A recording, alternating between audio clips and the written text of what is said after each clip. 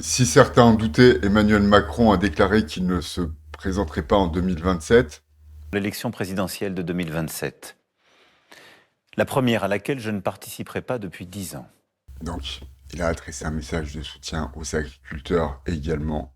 Dès le début de l'année 2026, il faudra agir, soutenir nos agriculteurs face aux crises. Ça a été un discours extrêmement court, mais d'une densité colossale, oserais-je dire. Évidemment, quand on est chef de l'État, on doit avoir de sacrées plumes. Et donc, il a loué donc son action quand même, hein, en soulignant que jamais autant de Français n'avaient eu de travail. Il a dit que la croissance se portait bien, était stable, selon ses mots. Il a carrément remercié le Premier ministre et son gouvernement pour leur action, en rappelant que le budget n'était pas voté. Et il ne ferme pas les yeux sur les difficultés du pays. Je vois aussi nos propres divisions, nos doutes, la solitude croissante qui existe dans la société, la baisse de notre natalité, l'insécurité, les difficultés de pouvoir d'achat. Il a parlé du trafic de drogue, des incivilités, du contrôle des frontières et de l'immigration illégale.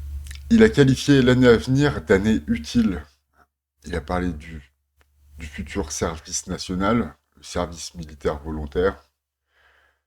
Il a parlé de la loi de la fin de vie et du contrôle des réseaux sociaux pour les mineurs. Donc à l'instar de ce qui s'est passé en Australie où les réseaux sociaux sont interdits aux jeunes de moins de 16 ans, il devrait y avoir un engagement politique de la part du président et du gouvernement, puisqu'il n'y a pas de majorité, pour réguler les réseaux sociaux, pour restreindre l'accès des réseaux sociaux aux plus jeunes. À propos des élections 2027, il a déclaré qu'il ferait en sorte que les élections se passent à l'abri de toute ingérence étrangère, puisque si encore certaines personnes en doutent, le piratage de la Poste, il y a eu des piratages chez nous à Clermont-Ferrand, à l'aéroport de Clermont-Ferrand, mais ça c'était il y a un an déjà. Bon, bah, des cyberattaques russes par exemple.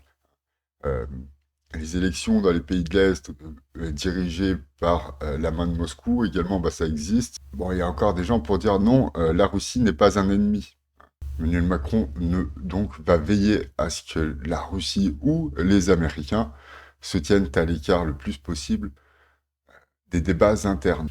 Donc il a formulé pour conclure trois vœux, un vœu d'unité, un vœu de force et un vœu d'espérance. Bon, surtout dans le vœu d'unité, surtout dans le vœu de force, pardon, qui est également un vœu d'indépendance. Il parle de l'investissement dans l'armée et dans l'armée européenne, dans l'Europe de la défense, protéger l'Ukraine et protéger l'Europe industrielle, non pas à travers des actions militaires, mais à travers un marché commun donc qui serait protégé, tout en continuant à commercer avec le reste du monde. Et donc mon moment préféré dans le discours d'Emmanuel Macron.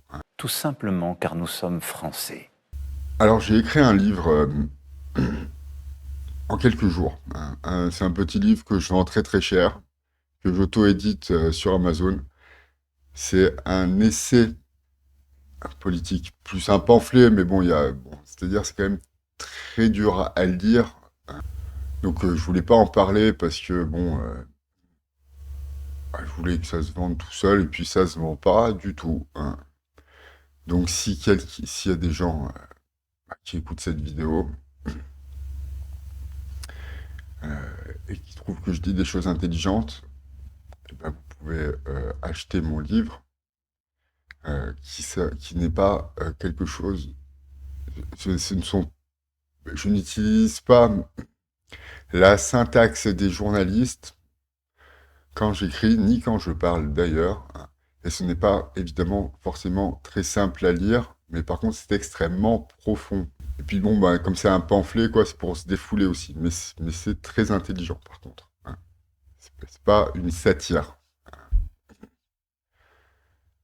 Donc, je vous souhaite une bonne année à tous et merci de m'avoir écouté.